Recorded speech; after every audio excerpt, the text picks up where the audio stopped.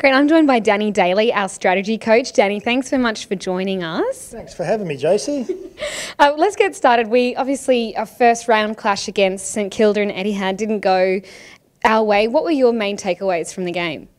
Oh yeah, look, it was a disappointing result for us because we did quite a lot right on the day, to be honest. So we didn't come away with the 4 points. Probably the biggest thing was, I think Fags mentioned it in his post-match conference, that we probably lacked a little bit with our ball movement. It wasn't really up to the speed that we wanted it to be and that we needed it to be, and as a result of that, it just affected too many turnovers for St Kilda, and they were able to punish us the other way. So that was probably the biggest one out of the game, just our ball movement. And how will we, try to improve that this weekend, especially in terms of turnovers? Yeah, look, it's something we work on constantly throughout the course of our training. We do a lot of ball movement. It's probably a mixture of our decision making and our execution of the skill. So, this week we'll concentrate probably a little bit more on our decision making. So we'll play probably a few more decision making games, which will enable our players to be able to make the right decision given the right circumstance of the game. One thing we probably concentrate on a lot over the pre-season has been our contested ball. You've got to give up something to get something, so we probably haven't done as much ball movement training as we'd like, so we'll probably go a step back and do a little bit more this week.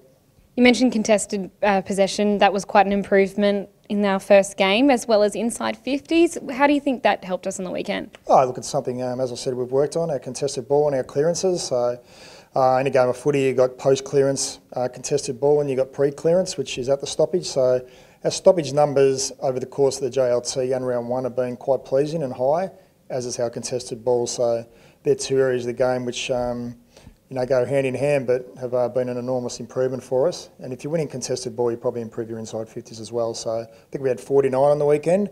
Probably cost ourselves 5 or 6 with our ball movement. So yeah, the two areas you spoke about were quite a highlight of our game and one we need to continue with. What about the pace of the game on the weekend? Yeah, it was far too quick. One thing about Etihad is that when you get on that deck, you basically play to the conditions, and it's under the roof, great deck, and our players probably got caught up too much and going too quickly. Rather than just composing ourselves when we needed to and just playing the game on the terms that was put in front of us. Unfortunately, over the pre-season, we've probably been played on a couple of decks where it's been windy, and the second one it was really wet, so I think our boys just got carried away with the conditions they were given, and we just went far too quickly on the day. But again, it's something we'll work on this week and no doubt rectify.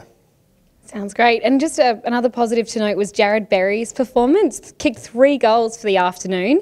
What was the coach's feedback for him? Oh, look, he's going to be a terrific player for us moving forward. He's obviously his second year, and I think he's played about 15 games. So for him to be able to play in the midfield and work forward and kick those 3 goals is a testament to the amount of work he puts into his game.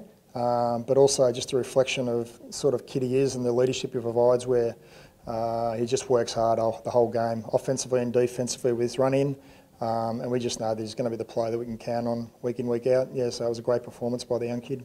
We can't wait to see him on the Gabba this weekend. Yeah. Another question we've also got is, has there been a shift in the team strategy this year, this is particularly under your department? I think I spoke about it a little bit earlier, where we spent a lot of time on our contested ball and our clearances, which was an area last year we weren't great at.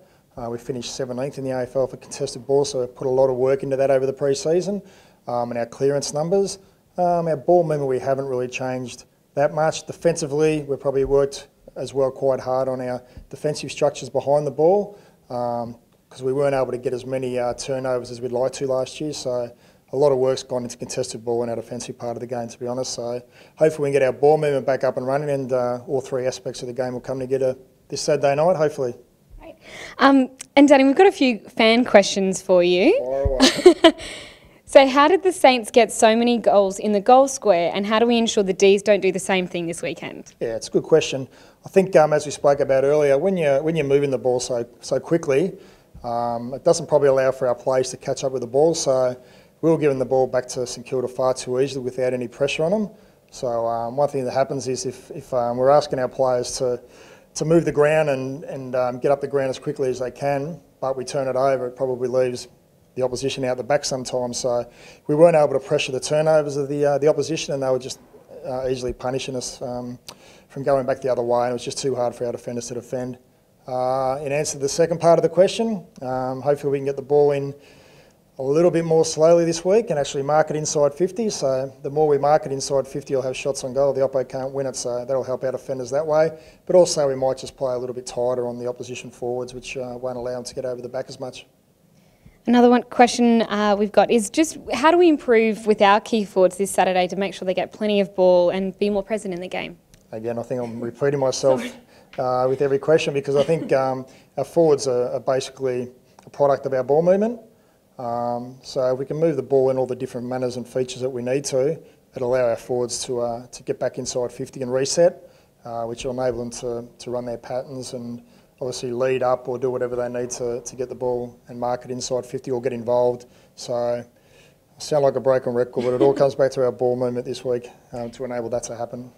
And just a last one from the fans. They've mentioned, do you think we've got a lot of a short, quick forward line? Would we ever introduce some tall timbers like an Archie Smith or an Oscar McInerney? Yeah, it's a good question. I think we played 2 on the weekend. Some sides are playing 2 keys, some are playing 3 keys. We played 3 keys a bit last year, so it's something we've spoken about at match committee, whether we need to bring another tall in. Sides are playing a tall deep inside 30 at the minute and just what we call anchoring in there. So it is something that we have done in the past, something we'll look at this week in match committee. How it pans out, who knows, but again, it's a good question. It is something we definitely look at. And Danny, just one more. You've been around footy for a long time. The D's are coming here for the first time in 5 years. Do you think they'll be a bit superstitious or a bit nervous coming to the Gabba? Hopefully.